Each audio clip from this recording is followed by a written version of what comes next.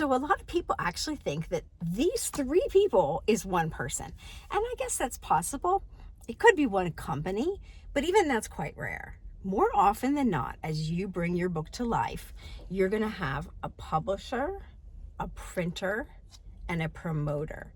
These are three very different skills requiring three very different types of equipment, three very different backgrounds, and it's almost maybe not ideal to have them all in the same person. And so let's talk about them each in turn. So your publisher is someone like me. I'm an independent publisher. You'll find me in real life at breakcommunications.net. It's my pleasure and privilege to take your book from idea, where you might be now, all the way through to finished books in your hand on Amazon and available to order everywhere books are sold. The publisher you can think of as the creator. It's the person who brings your book to life. The next P is the printer. The printer is the person who literally prints your books. Like, that could not be simpler. Sometimes a printer might have an element of being also a distributor.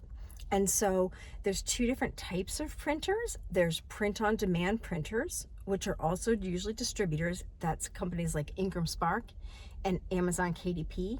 They can print your book and then they also distribute it, which means get it to where you want it to go, where it can be sold, such as on Amazon, to retailers, or even to libraries.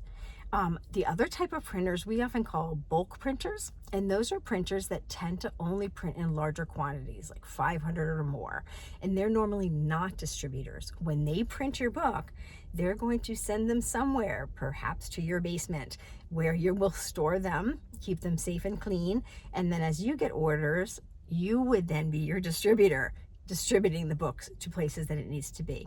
The last P is promoting. And your promotions person, that's often needs to be someone who's very skilled. That's the person who tells people about your book.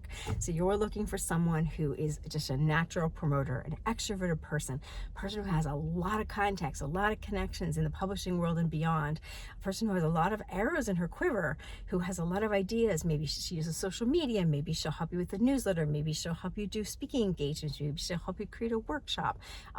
Maybe she'll help you do events. So that promoter is really key. Frankly, that promoter might be you. And you are the best promoter for your book, honestly, because nobody loves your book more than you, hopefully. Nobody has a more of a vested interest in selling your book than you. And so perhaps don't think of it as selling. That kind of makes some writers cringe. Think of it as sharing. You've created something of value that was going to help other people. Share it with people. Tell them about it. Share about it.